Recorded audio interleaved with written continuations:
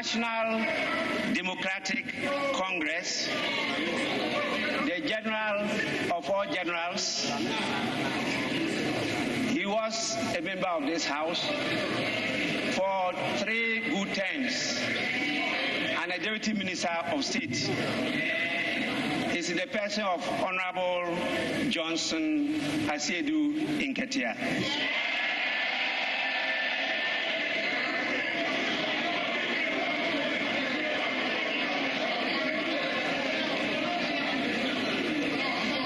With all this galaxy of important men and women, statesmen, definitely my expectation is that the dignity of this House, the majesty and aura of this House will be enhanced. It's with this I now have the greatest pleasure in inviting His Excellency the President to deliver his message. Your Excellency, you may now deliver your message.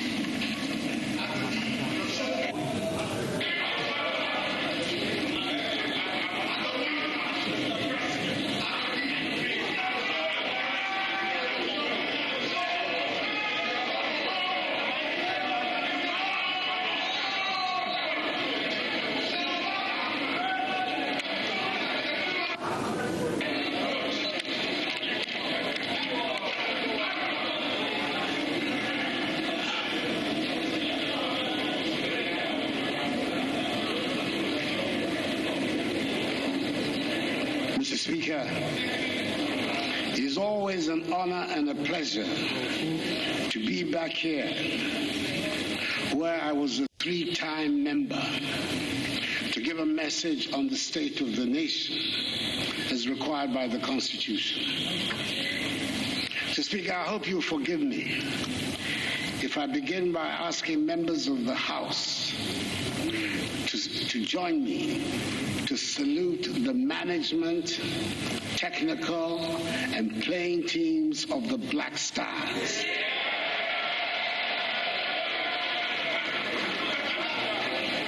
Who against the odds beat the Super Eagles of Nigeria in Abuja yesterday.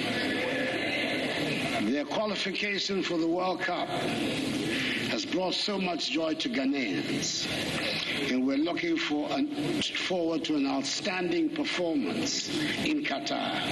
3 cheers for the Black Stars.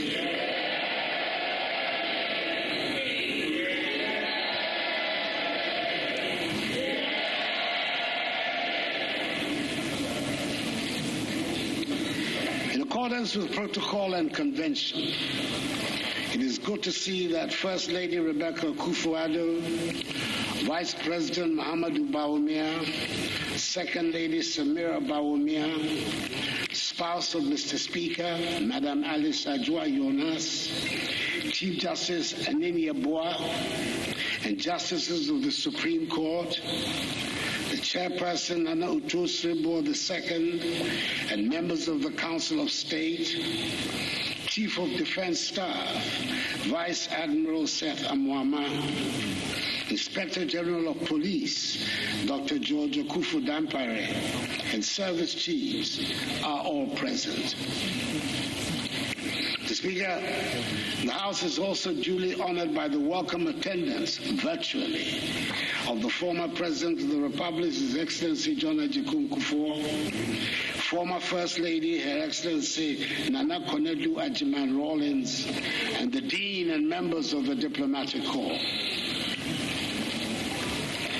Mr. Speaker, from my vantage point as President of the Republic, from the focus point as head of government, from the enviable position of a husband, a father, and a grandfather, I know that there is a general sense of anxiety in our nation at the moment. The Ghanaian people are anxious about the economy, the cost of living, income levels, jobs for young people, and even even about issues on which we all thought we had achieved a national consensus. When some amongst us are raising questions about the certainties on which we are building the state, it is not surprising that worries about the stability of the government would become cause for heightened tension in the nation. Mr. Speaker, 2 years ago to the day, we were in the midst of a lockdown in the main metropolitan centers of our country. We were truly in the midst of the unknown. It took a while before it even got a name, but a pandemic it was. And the only certainty about it was that nobody knew very much about it. The scientists, the health experts, and the World Health Organization were all united in their view that the virus would cause a lot of devastation. The world before COVID now seems such a long time ago, and the trauma of a world ruled by a pandemic has changed all our perspectives. Back in March 2020, when the first cases of COVID hit our country, we and the rest of the world were in uncharted territory. Fear and sheer terror gripped our land. Probably to future generations, it will look quite obvious what should have been done. But 2 years ago, it felt like we had fallen into a dark, malicious, and terrifying abyss. We could not have been prepared for the catastrophe that hit us. Even the richest economies with the most sophisticated structures were unprepared. Maybe some of us have forgotten what the experts were predicting at the time. Our health and medical infrastructure was woefully inadequate, and we would not be able to cope. There were going to be piles of dead bodies strewn across the streets of Africa. There was a general consensus that we should spend all our energies on resources, on protecting lives. I remember, for example, the discussions about PPEs 2 years ago. Nobody was asking or was interested in how much they cost. Just find them for our health workers, and that was the only consideration. I wonder how many people remember the cost of the first face shields and nose masks that came into our country. I took the decision we would prioritize the savings of lives, and then we would get together to rebuild our economy. Nobody imagined the devastation would be so widespread and last so long. We've had our fair share of COVID deniers and conspiracy theorists, but it is fair to say, Mr. Speaker, that our management of the COVID-19 outbreak has been exemplary and has been so acclaimed by the world. And with the great mercies of the Almighty, we have saved lives. Indeed, the total number of deaths we have sadly recorded, 1,445, represents a minuscule fraction of the total number of deaths on the African continent, 0.6%. I remember a year ago, we were in the midst of the second wave of COVID infections and deaths. There was widespread fear. Again, there was consensus. We should concentrate all attention and resources on protecting lives. By that time, A little more was known about the virus, and the anxiety had shifted to the provision of vaccines. We moved rapidly to secure the provisions of vaccines, first for the frontline officials and workers and those most at risk, and then to the general mass of the population, always relying on the current scientific thinking. We had to learn some very hard lessons, and our belief in the need for self-sufficiency was reinforced when vaccine nationalism was played out blatantly by the rich and powerful countries. Mr. Speaker, the Presidential Vaccine Manufacturing Committee, which I set up to respond to this obvious deficiency, has put in place a comprehensive strategy for domestic vaccine production and the establishment of a National Vaccine Institute to implement the strategy, which will enable us to begin the first phase of commercial production in January 2024. A bill will shortly be brought to you in this House for your support and approval for the establishment of the National Vaccine Institute. This pandemic exposed other shortcomings of our country, which have undoubtedly contributed to the anxieties that have befallen the nation. Agenda 111 was born out of this necessity to address some of these shortcomings. At the normal rate of growth, we're not likely to make up the deficit in our health facilities infrastructure for a very long time. Hence the need for a special dedicated program of infrastructural development. We are undertaking the construction of 101 entities, which comprise standard 100-bed district hospitals for 101 districts without hospitals, with accommodation for doctors and nurses. 6 new regional hospitals for each of the 6 new regions. The rehabilitation of the Efia Nkwanta Hospital in the Western region. 1 new regional hospital for the Western region. And 3 psychiatric hospitals for each of the 3 zones of the country, that is North, Middle, and Coastal. It is an ambitious project which must and will be done, and which will create some 33,900 jobs for construction workers, and on completion, some 34,300 jobs for health workers. Mr. Speaker, I have to report, like all major construction projects, it is evident that the initial schedule we gave for the completion of Agenda 111 was overly ambitious.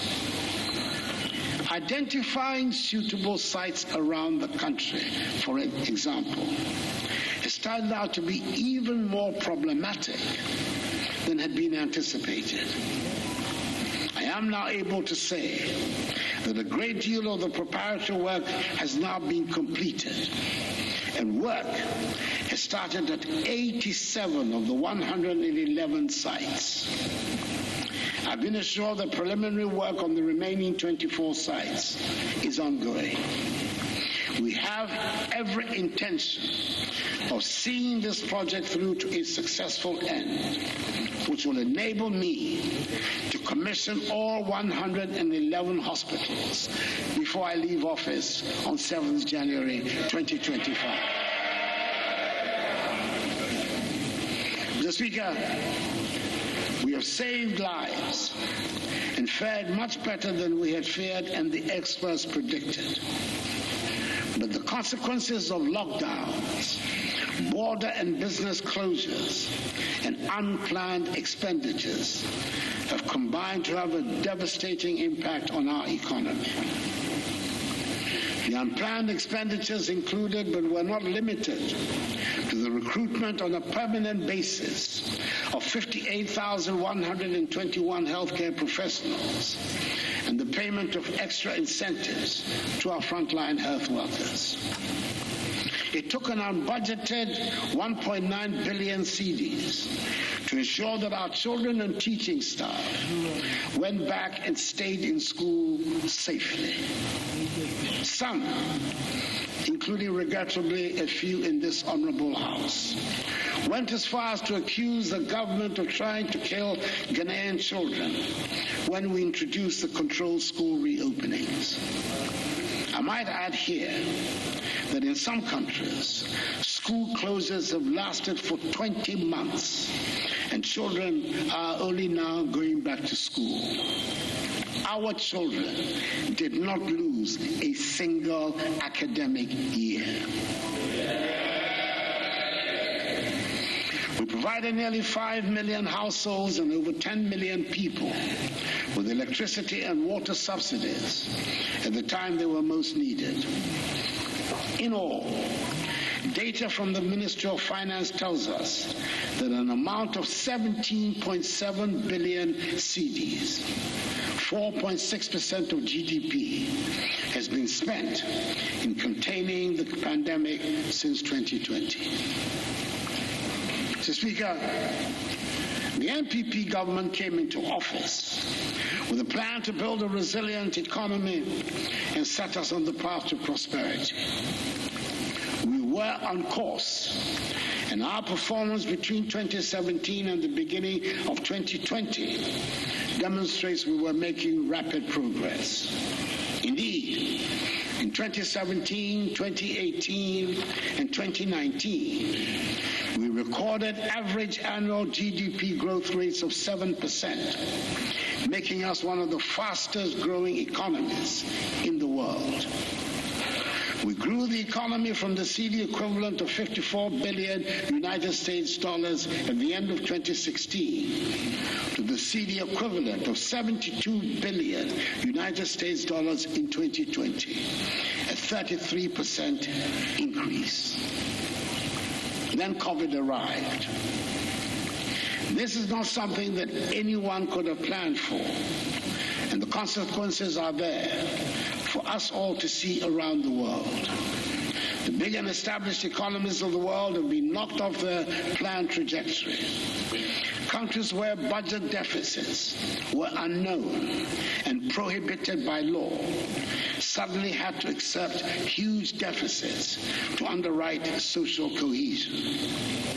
The economic devastation of COVID has since the beginning of this year been further aggravated by the Russian invasion of Ukraine, which has worsened the economic outlook of the entire world.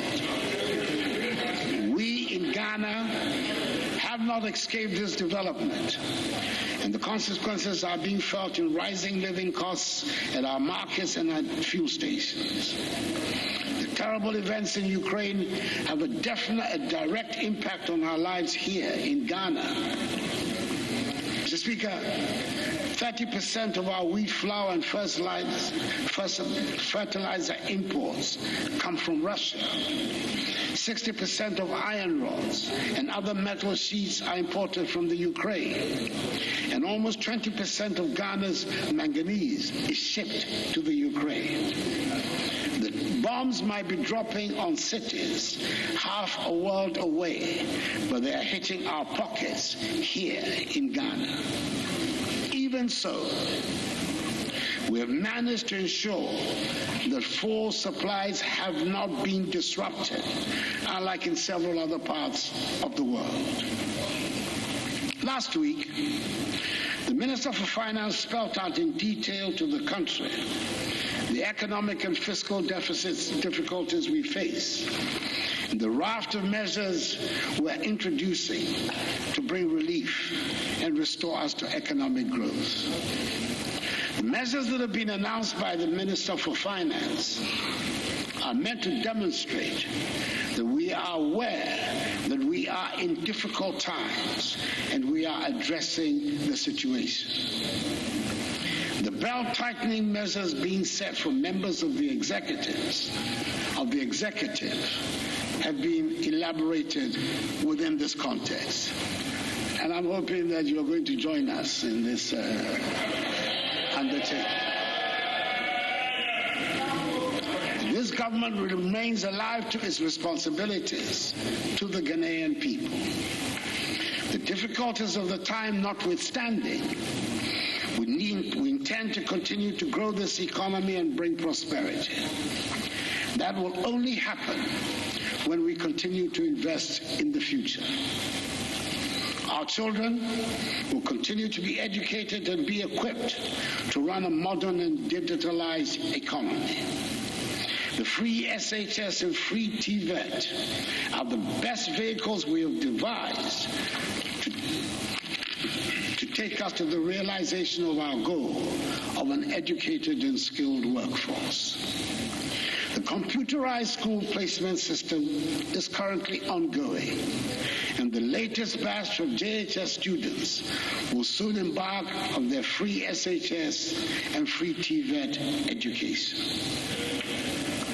The TVET institutions are being upgraded and equipped to enable them train the increased numbers of children that we want to be attracted to that sector to meet the modern needs of our economy. This year, I'll be commissioning some of the 34 refurbished National Vocational and Technical Institutes, NVTIs, across the country. The refurbishment comprises the construction, rehabilitation, and equipment of laboratories, workshops, additional classrooms, hostels, and administrative offices. Within the next few months, the construction of 5 technical colleges will begin in various parts of the country. 3 technical institutes will be upgraded to tertiary status. The initial phase for the construction of 9 TVET campuses will commence next month in Bosomtwe, Achimewisa, Boakon, Kenyase, Patuda, Dambai, Larabanga, Guabuliga, and Tolibri.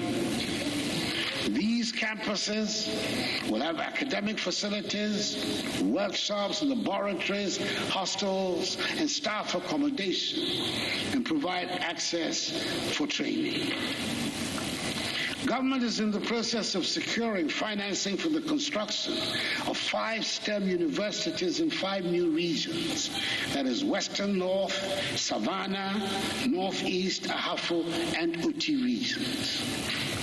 Steps are being taken to turn the planned Bunso campus of the University of Environment and Sustainable Development into a standalone independent university focused on the study of engineering. Construction of this campus is set to begin within the next 3 months. Mr. Speaker, there is great potential for our people in the creative arts, fashion, and film industry. We want to unleash the creativity, enterprise, and innovation of our youth by giving them education and skills training in the creative arts. The Creative Arts Senior High School in Kwadaso in Kumasi, whose construction is currently 70% complete, will serve as a beacon for many young and talented people seeking a fulfilling career in this field. Mr. Speaker, I recall with nostalgia the end of year 2019, just before the onset of COVID, when the world came to Ghana in that December to remember. And we were the happy place to be at the end of our year of return. Ghana continues to lead the push for African Renaissance through the decade-long Beyond the Return project.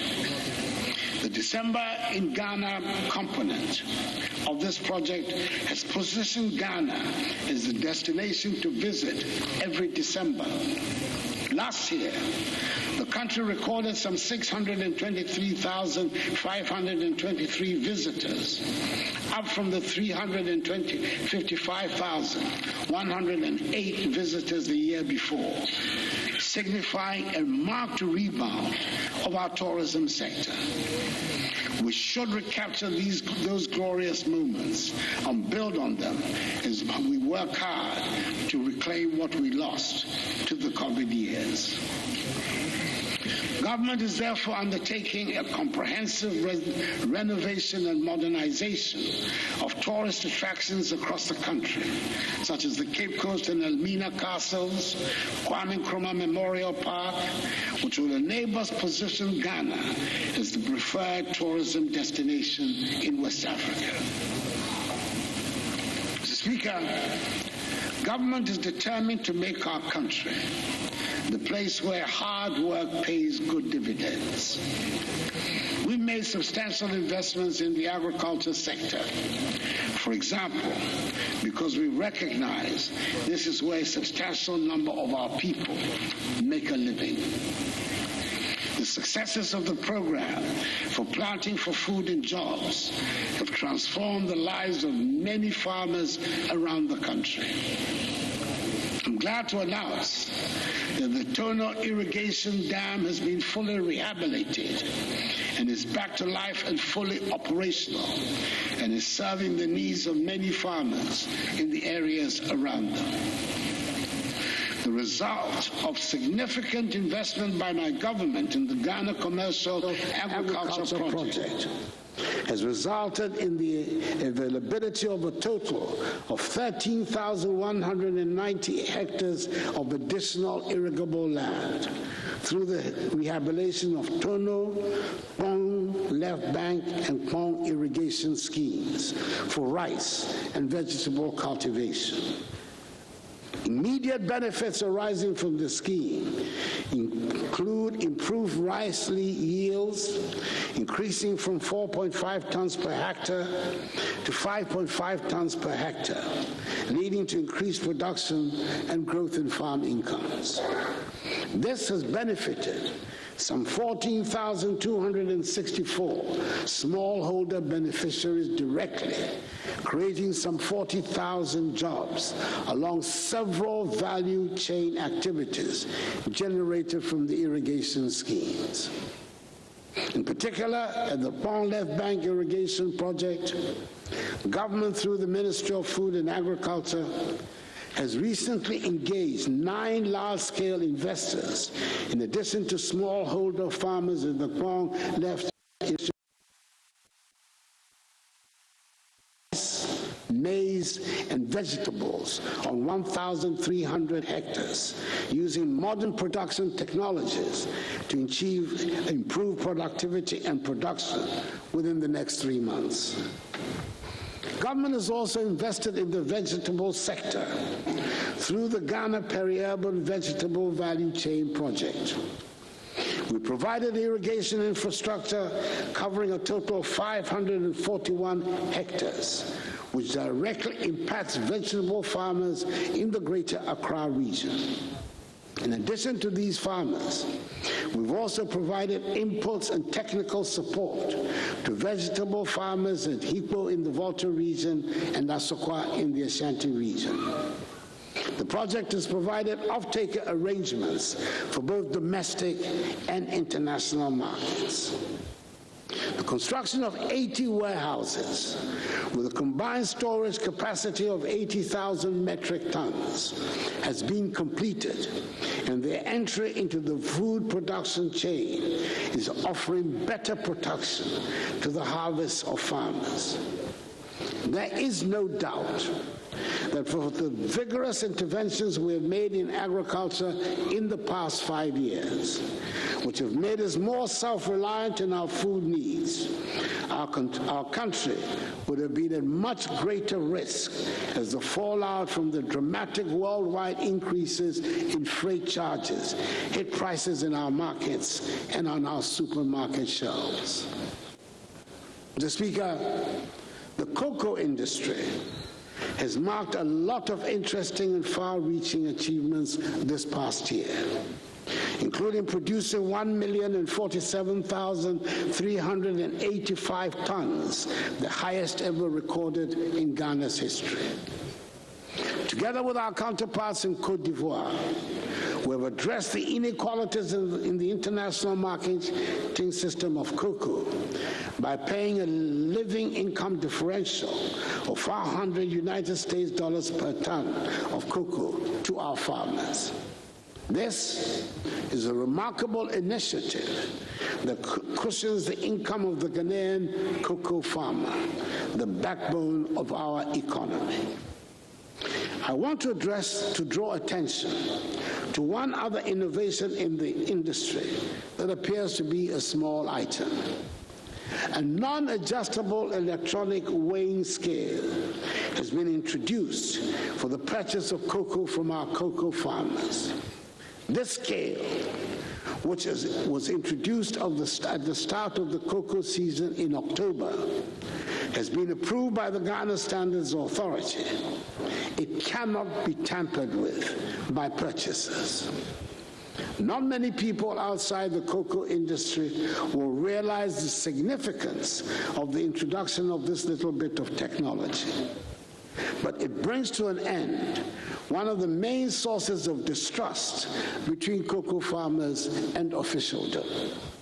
The age-old belief and suspicion that cocoa farmers are being cheated by tampering with the weighing machines has come to an end. The same use of technology to attract more young people into agriculture is continuing with the training of 537 youth in the production of high-value vegetables using greenhouse technology. 190 of them have been on an 11-month internship in Israel, and they are back with a lot of enthusiasm. We are expecting great things from them. Indeed, Mr. Speaker, we're expecting greater things from the greater use of technology and the digitalization of our economy as a whole. I'm happy to report that the National Identification Card, the Ghana Card, has finally been integrated into our everyday lives as a cradle-to-grave necessity. Never again will it be that someone born in this country will live a full life, die and be buried without any record of his or her existence. The operations of the birth and death registry are finally being digitized to make sure the documents issued from that department are accorded the respect they should have. Every child born in this country will be registered, and the date of birth registered will remain your date of birth throughout your life.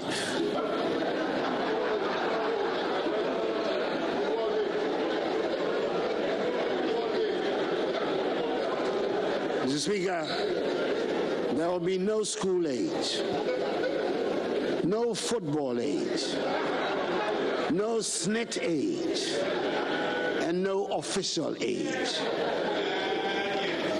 When we register for national health insurance, the details of our identification will be the same as the details on a driving license, a passport, and yes, on our tax identification number. Today, we all have addresses at which we can be identified, even if we live, unfortunately, for the time being in a chaos. And when we die, that inevitable rite of passage will be recorded to mark the end of our life. Mr. Speaker, it is not enough that the state collects all this information. It is critical that every citizen is able to benefit from the digitization process.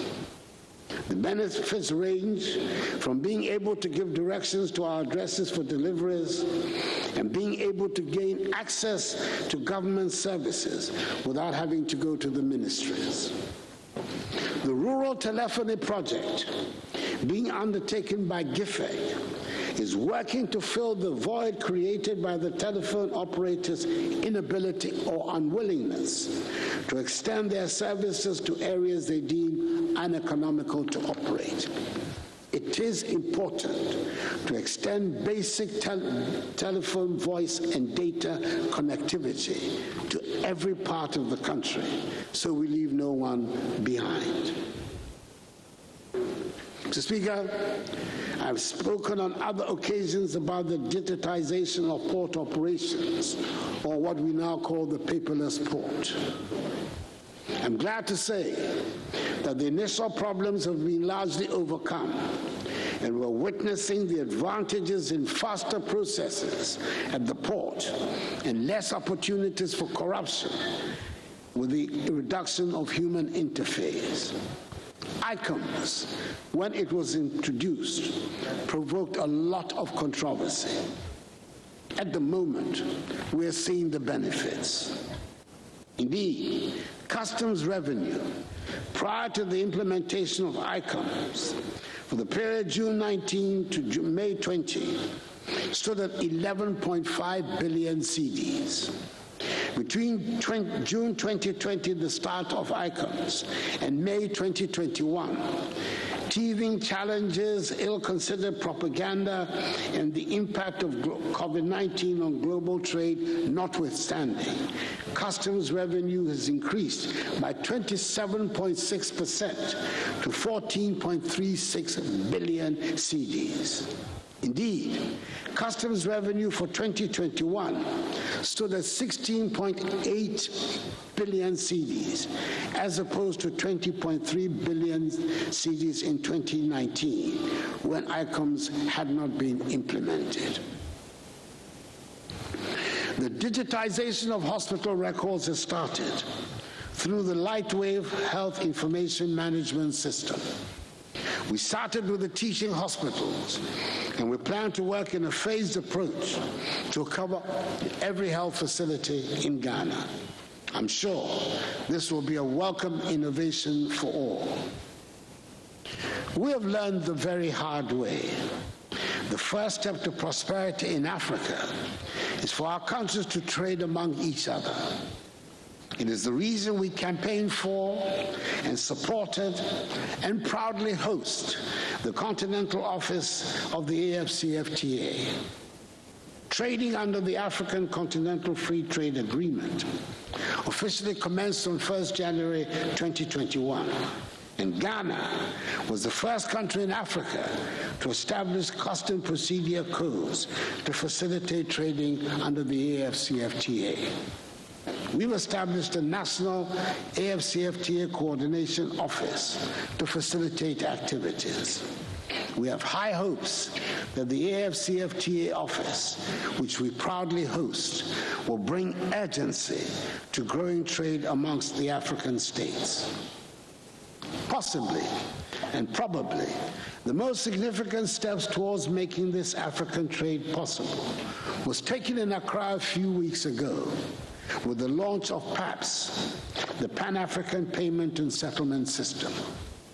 This is a leading-edge technology connecting African banks, payment service providers, and other financial market intermediaries to enable instant and secure payments between African countries.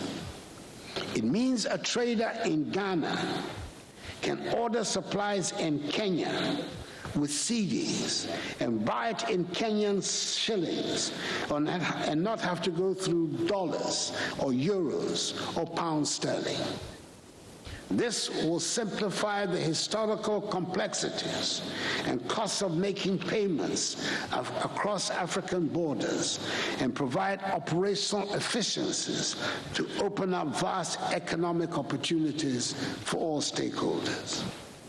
It means we have a simplified process that reduces the costs and complexities of foreign exchange for cross-border transactions between African markets and enables innovation in cross-border trade and access to new African markets.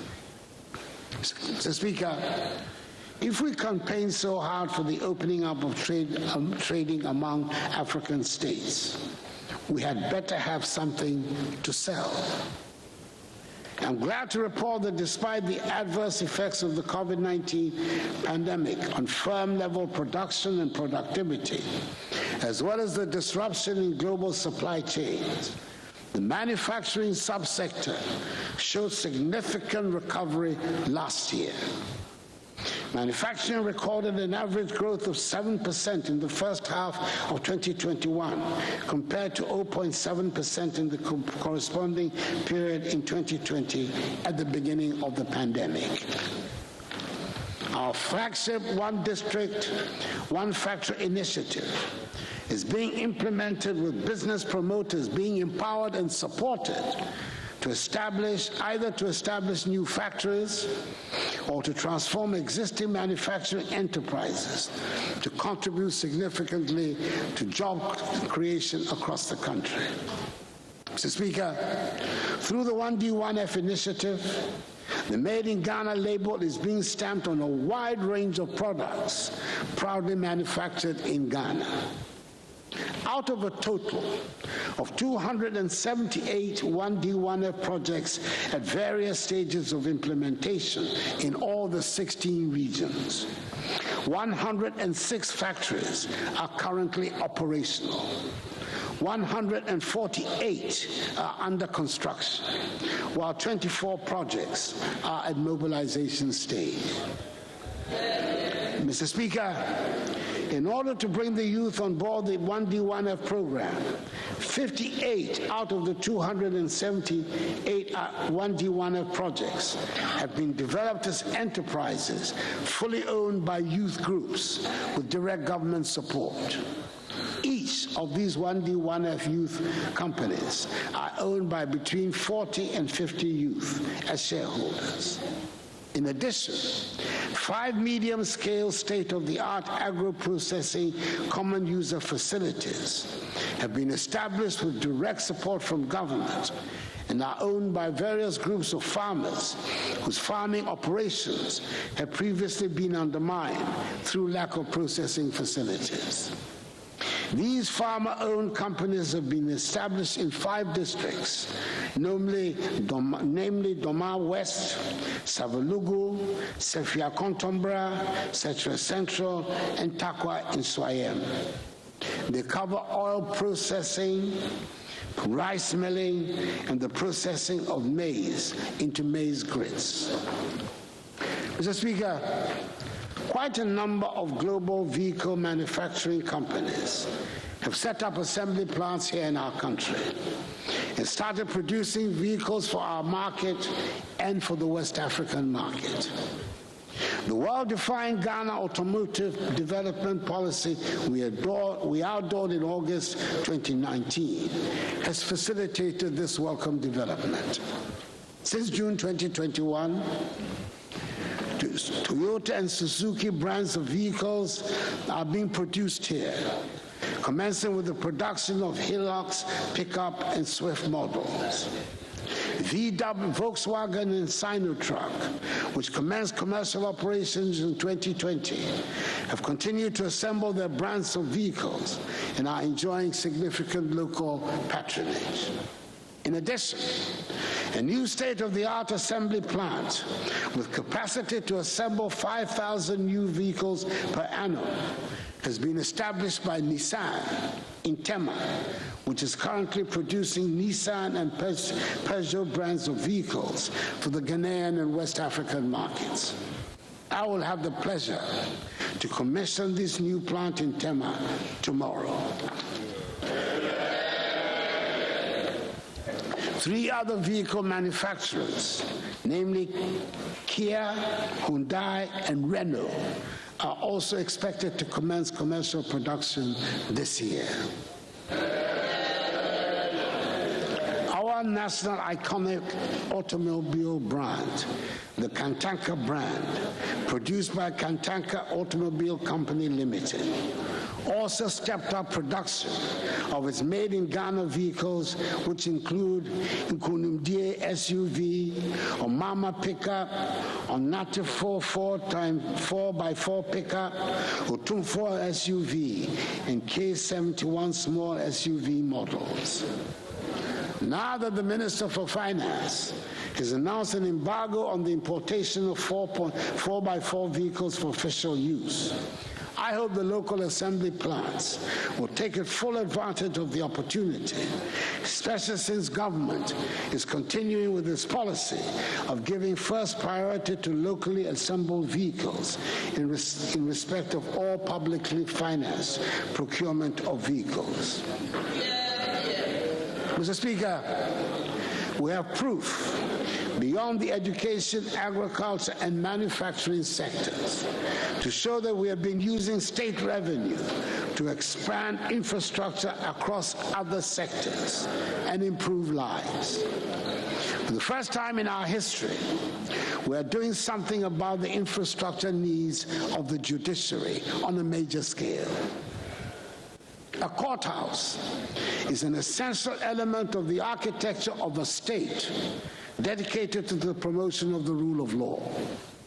And yet, there are large areas of our country that are not served by any court, and people have to travel long distances to access the services of a court.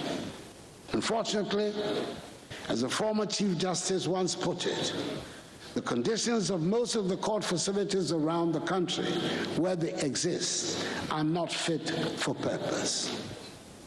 We have thus embarked on a project to provide 100 courthouses and accompanying residences for judges and magistrates around the country. 50 of them are being built and are near completion and should be handed over to the judiciary soon. Mr. Speaker, 121 residential units for the judiciary are also being built across the country.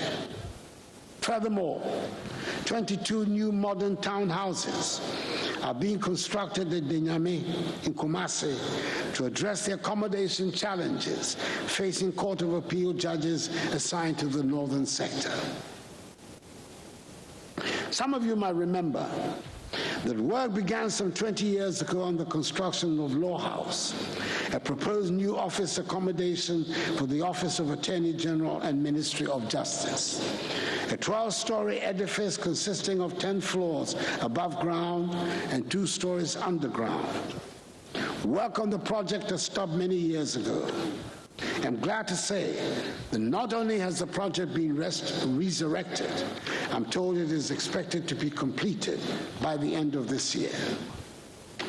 Mr. Speaker, whilst on the subject of law enforcement, the passage of the Right to Information Act, the Witness Protection Act, the amendment of the Criminal Offences Act, and other laws have enhanced significantly the capacity of the state in the fight against corruption. It is also an undeniable fact that budgetary allocations for institutions actively engaged in public sector accountability, that is the Office of the Auditor General, the Judiciary, Parliament, and the Ghana Police Service, have witnessed significant increases since I assumed office in 2017. Furthermore, we now have a new special prosecutor who appears to have all the wherewithal necessary to exercise vigorously the prerogatives of his office. Mr. Speaker, registered the greatest infrastructure achievement. I know that the word unprecedented is often used with careless abandon in our public discourse, but I use it carefully and purposefully. In the 5 years of my government, so far, more roads have been built, improved, and upgraded than at any equivalent period under any government in the history of Ghana. Some 10,885 kilometers of new roads have been constructed in these 5 years. Let me mention, Mr. Speaker, that yesterday it was my honor and great pleasure to have commissioned the Tamale interchange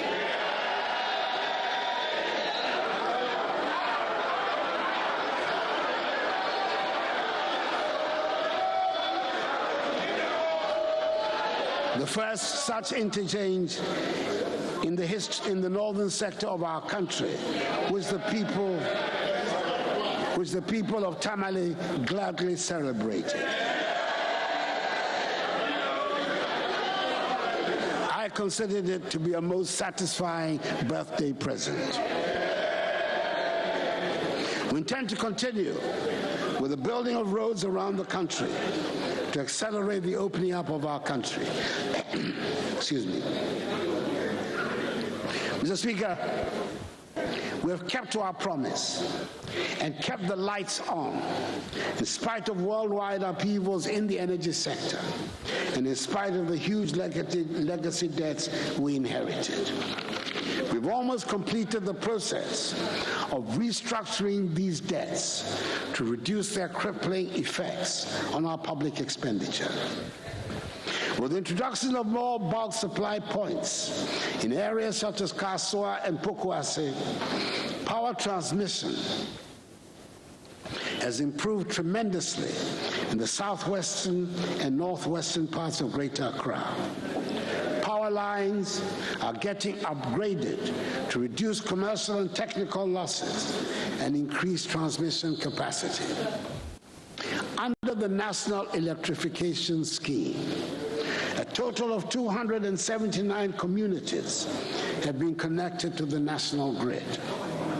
This has increased the national electricity access rate from 85.7% in 2020 to 87.3% as of January 2022. 487 more communities are at various stages of connection and completion. We are on course to achieve our ambition of universal access to electricity by the end of my term as the President of this country. The accommodation problems, Mr. Speaker, facing the military have long been matters of national sadness. I'm glad to say that the first stage of the military housing project, dubbed the Barracks Regeneration Project, has started with construction going on at all garrisons across the country. The military academy at Teshi is being modernized, and we're keeping our armed forces retooled and equipped to enable them to live up to their duties. Each of the different branches of the armed forces, the Army, Navy, and Air Force, has received significant financial assistance to upgrade its logistical bases and strengthen its capabilities, and its welfare requirements are being substantially addressed. We're building modernized armed forces with higher numbers of personnel that will be fit to meet the demands of the 21st century. The protection of our borders puts extra burden on the military, especially since there's increased terrorist activity in the region and instability in many of our neighboring countries. 15 forward operating bases, or FOBs as they are called, are being constructed across the country to help in the prevention of cross-border crimes and terrorist activity. Mr. Speaker, I believe we can all testify that our police service is undergoing a great improvement and a change of image before our very eyes. During times of anxiety, we need a responsive police service to boost the confidence of the population, and it is good to see the police rise up to the challenge. Nothing starts people off in a bad mood more than the driving habits and traffic jams that create chaos on our roads and make every road journey a nightmare.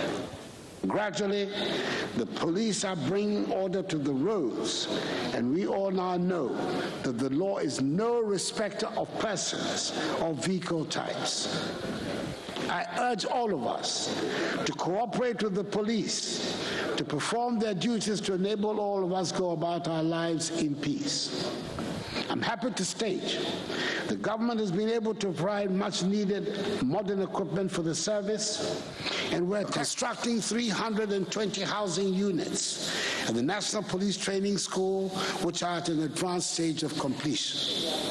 Work is also going on the construction of a huge barracks complex at Kwabinya to replace the one adjacent to the VLA at 37, where the conditions of living are poor.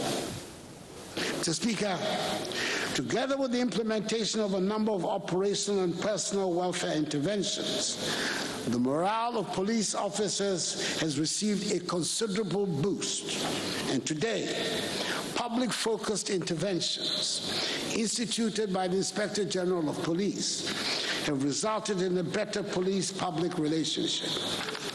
The police service is gradually regaining the trust and confidence of the public under the leadership of its new Inspector General of Police.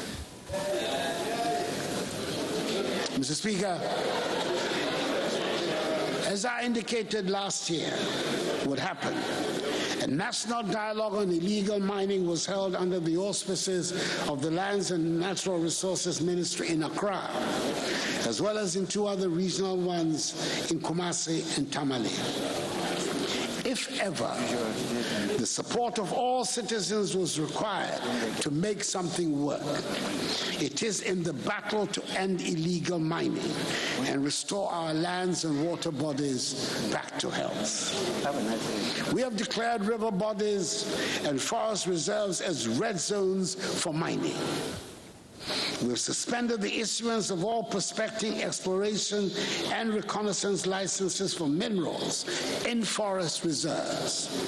Launched Operation Halt 2 to help rid our water bodies and forest reserves of illegal miners.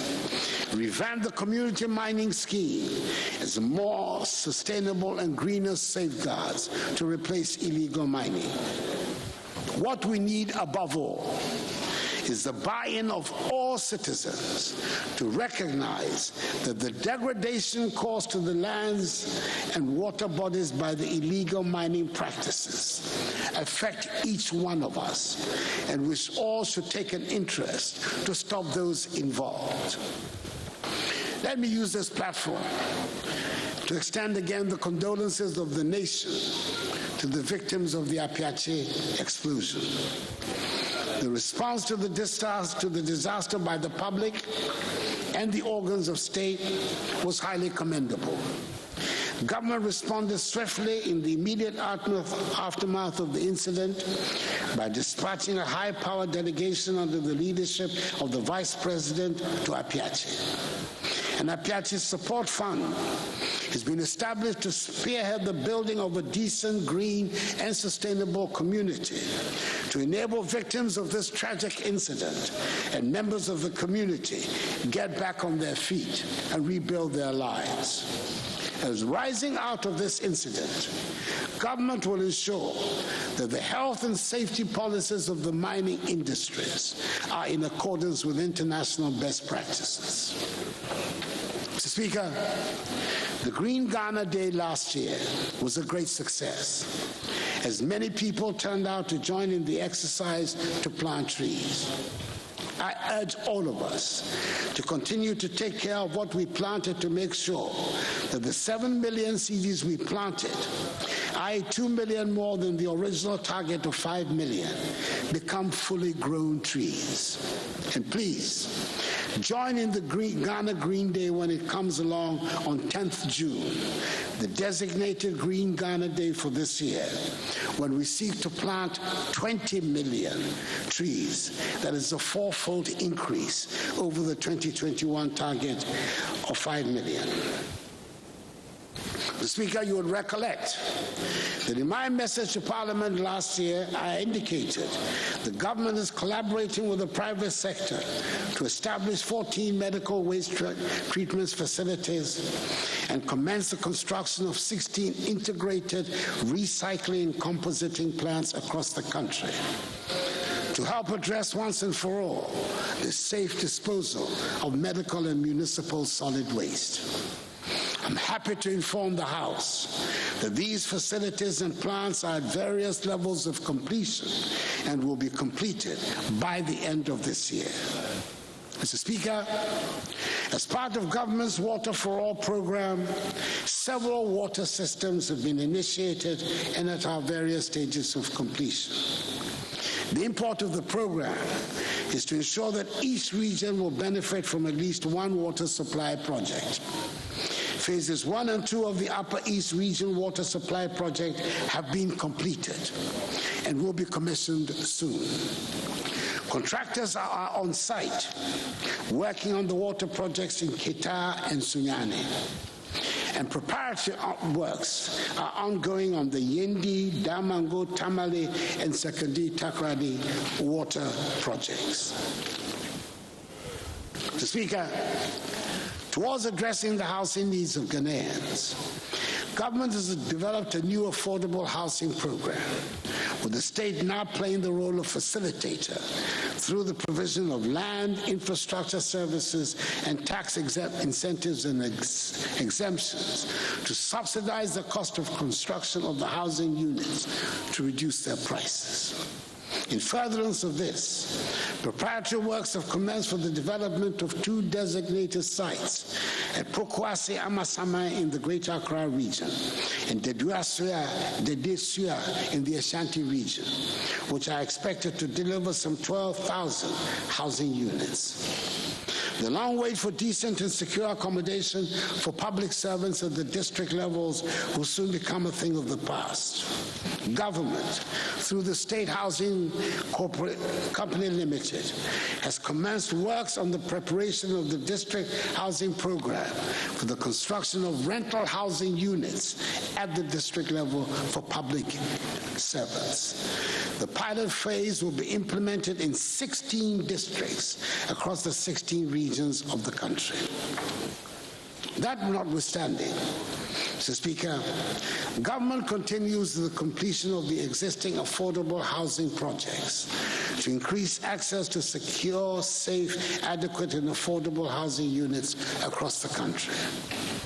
Tema Development Corporation, TDC, for example, has continued with the construction of the More Affordable Housing Project, which involves the construction of 3,016 housing units. The project is currently 30% complete. Mr. Speaker, work is progressing on the Coastal Protection Program of government, whose aim is to improve the resilience of the country's coastline against tidal wave erosion, whilst protecting lives, livelihood, and properties of the people living across the coast. Accordingly, the Dansomai, Axim, Amanfo, Kuma, Anomabo, and Elmina Phase 3 coastal protection projects are currently at 98%, 100%, 65%, and 80% respectively. Other coastal protection projects are currently ongoing at Cape Coast, 72% complete, Discove, 38% complete, Commander, 85% complete, Abwazi Phase 2, 30%, and Ningo Pram Pram, 44%. In the medium term, government will commence works at Blekusu, Apam, Axim, La, and Teshi, Dansoman, Shama, Ningo Pram Pram, Temanu Town, Anoga, and Takrady.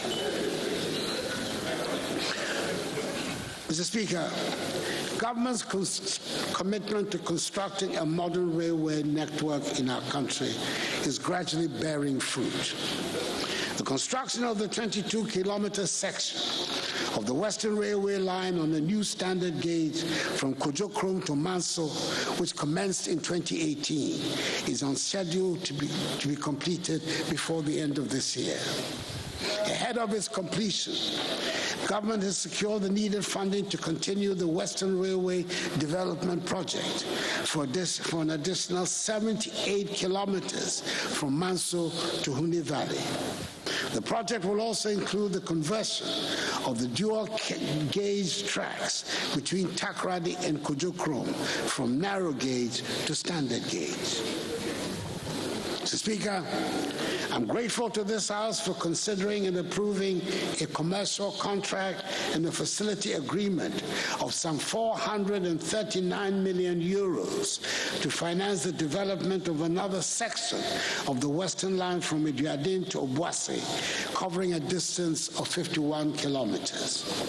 A lot more attention will be paid this year towards securing additional resources to complete the development of the Western Line from Awaso to link with the bauxite deposits at Ninehi, which will facilitate the development of the Ghana Integrated Aluminum Development Corporation GIADEC project. Mr. Speaker, potentially one of the most decisive interventions of the 2022 budget has been the Youth Start program, which has been established to encourage the development of entrepreneurship amongst the youth. Coupled with an even greater systematic support for the private sector, which will be a priority of my second term, it represents a major pathway for the economic growth and transformation of our country and for the solution of unemployment. Mr. Speaker, I cannot purport to speak about the state of the nation without addressing some critical governance issues that have featured in recent public discussions. Certain elements have attempted to advocate coup d'etats as the answer to the problems of the nation. We came through a long and tortuous journey to arrive at today's consensus on a multi-party democracy. But the last 29 years of our Fourth Republic have shown that this has been the most productive period since our independence. Both the major political parties of the country, the New Patriotic Party, NPP, and the National Democratic Congress, NDC, have made positive contributions to this development. There's work to be done on building our institutions, but our democracy is worth fighting for. It is up to us to find a way to accommodate each other and our differences to make things work for the benefit of the Ghanaian people. Mr. Speaker, it might also be well that coup d'etats have re-entered our discourse because of the turmoil in our neighborhood. The West African region is suddenly back in the international news headlines for all the wrong reasons. We're back again as the region of political instability and the place for coups. Long and bitter experience led ECOWAS to its current stance of zero intolerance for military coups. We in Ghana know the cost of instability. It leads to the exodus of our artisans and professionals and the emptying of teachers from our schools. Speaker, today, at every traffic light junction in our big towns and cities, you can see the results of instability in our neighborhood with the influx of refugees into our country. We should be unapologetic about campaigning for stable democratic governments in our region. We do not want to be an island of peace and stability in a region of turmoil. We do not aspire to be prosperous in the midst of want and poverty. We want a stable and prosperous Ghana in a stable and prosperous region. We should use our chairmanship and membership of ECOWAS, our membership of the African Union, our membership of the Commonwealth, our membership of La Francophonie, and our position as a non-permanent member of the UN Security Council to advance these goals. Mr. Speaker, taking into consideration the fact that COVID infection numbers have fallen dramatically, and on the advice of the National COVID Task Force, announced on Sunday, 27th March, in the 28th update of the Fellow Ghanaians series, the lifting of most of the restrictions that we have had to endure for the past 2 years. As the health experts have advised, I hope we shall continue with some of the measures, like the washing of hands and the enhanced hygiene protocols that have served us so well, even though they are no longer mandatory. I'm sure we're all very relieved that the wearing of masks is no longer mandatory and we can hug our loved ones. With the lifting of the COVID restrictions, I'm looking forward to renewed energy and enthusiasm as all workplaces reopen at full capacity. Mr. Speaker, despite the protracted and sometimes acrimonious nature of proceedings, I'm happy that the House has finally found it possible to pass the e-levy bill. I believe strongly the levy is going to make a significant contribution to revenue mobilization and the management of the national economy. And I want to thank members of the House for making this possible. Mr. Speaker, there are many problems that we have to overcome to get back to where we ought to be. I need your support. No president, no parliament, no government can undertake this task all by themselves. We need all Ghanaians to pull and push together. The road to recovery will be long and hard, but we have started on a good footing by accepting that we are in a difficult place and are taking the difficult decisions that will get us out. If anyone had ever had any doubts about the need for self-reliance, the point has now been forcibly drilled home to us. The pursuit of the Ghana Beyond Aid agenda is even more compelling now. I have no doubts whatever, Mr. Speaker, that we have it in us to build the Ghana of our dreams. I saw the spirit of togetherness and the willingness to help each other when COVID struck. We looked out for each other. I saw the sense of enterprise and innovation of the Ghanaian. I saw our manufacturers quickly adapt their plans to produce sanitizers, and our tailors equally quickly displayed the innovation they had always been known for by turning face masks into fashion items.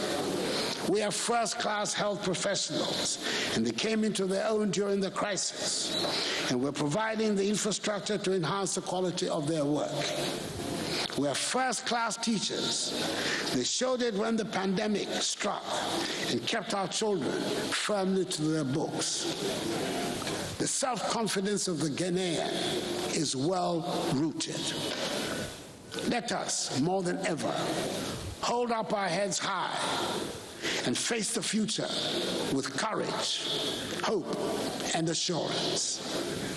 Let us recall our age-old Ghanaian values of hard work, enterprise, solidarity, dignity, and hospitality. Look around you, believe in Ghana, and be inspired by Ghana. We will bounce back together. The battle is the Lord's. May God bless us all in our homeland, Ghana, and make her great and strong. Mr. Speaker, I thank you for your attention.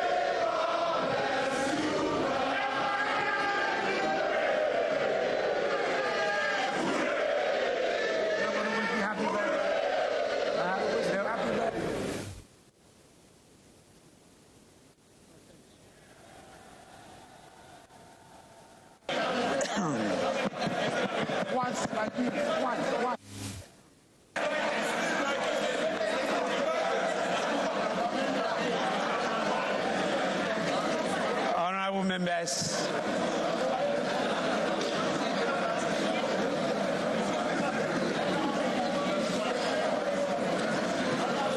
we have heard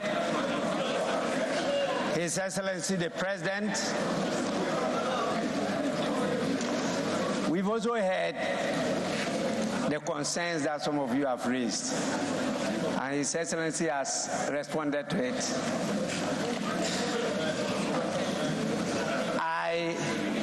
On behalf of all of you, in accordance with Standing Order 58,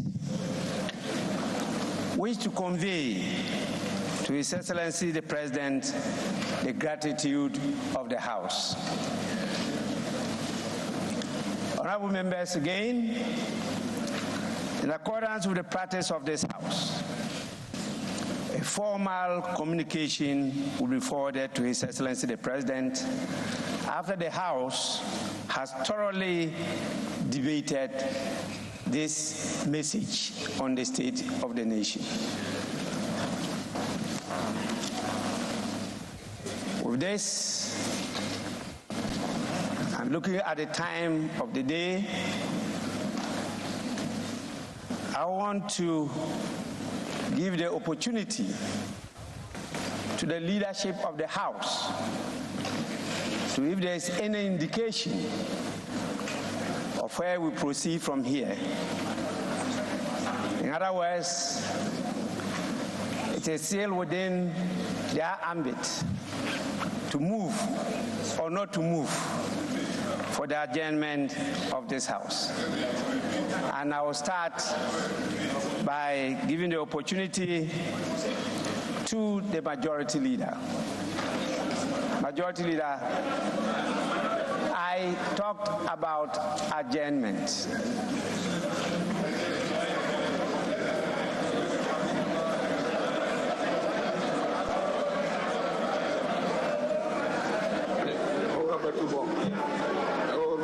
The Speaker, as you indicated, we've just listened to the President deliver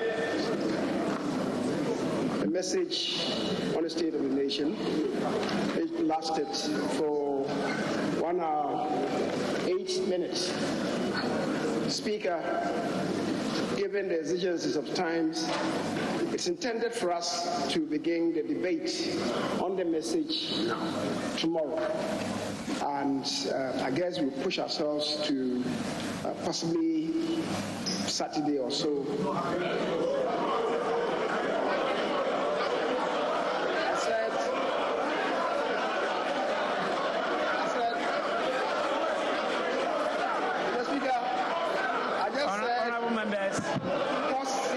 Honorable members, I chose my words advisedly. I said possibly Saturday. The Speaker, if we cannot conclude,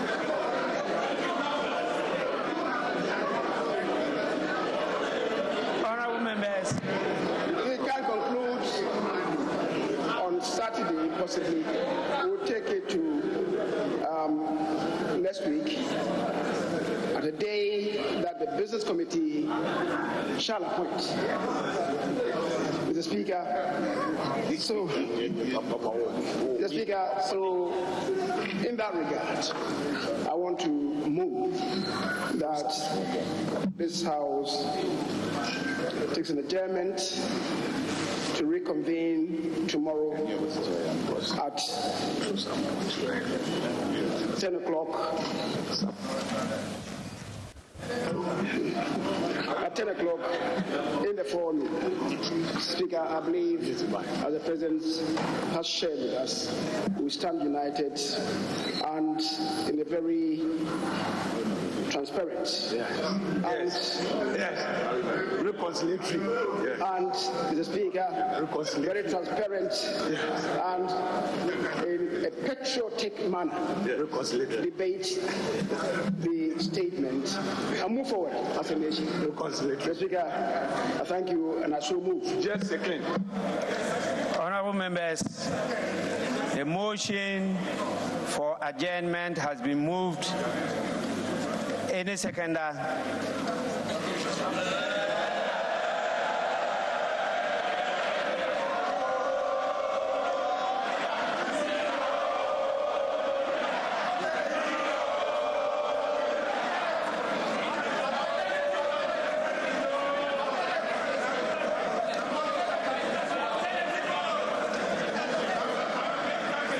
members, Minority Leader. Mr. Speaker, we have heard His Excellency President Nana Addo Dankwa Akufo-Addo. We expected him to deliver the true state of the nation address, which will reflect the growing hardships and suffering of the Ghanaian people. Regrettably, Mr. Speaker, he himself today does not have the confidence even to talk about the economy or the state of the Ghanaian economy. He is continuing with his promises and slogans. But, Mr. Speaker, a constitutional imperative. We are prepared and ready to debate them and to prove a credible alternative led by John Dramani Mahama from we will. So, Mr. Speaker, so with the present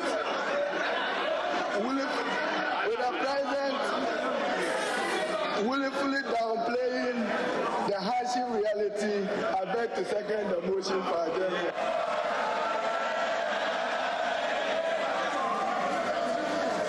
Honorable members,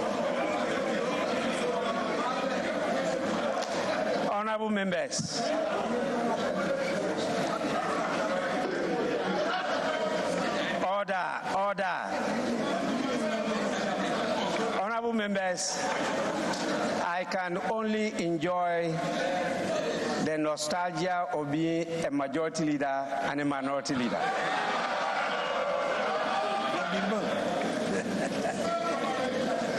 I enjoy the privileges of both. With this, I put the question. Those in favor of adjournment, say aye.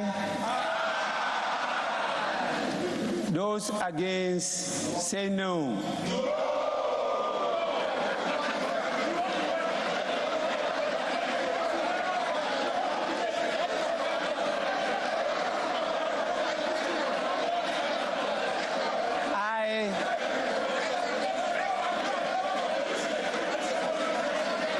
Members, I put the question again. Those in favor of adjournment of sitting to tomorrow, say aye. Those against, say no.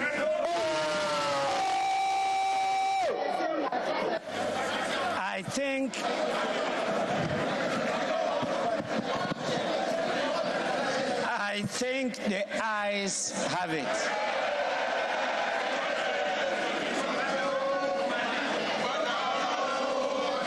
The ayes have it.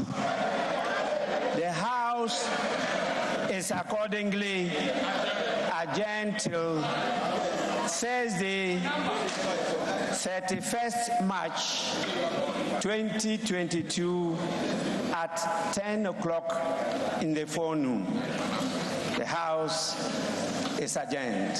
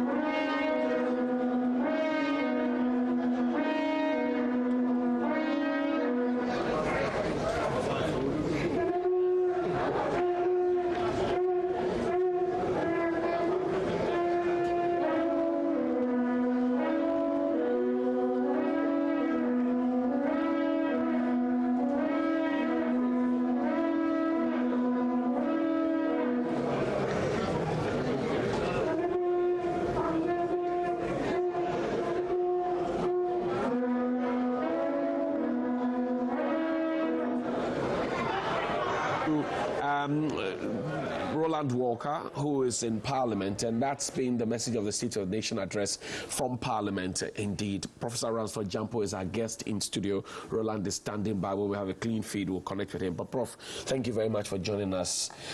Were your expectations met? Well, it's a constitutional requirement, and so usually presidents of the land, since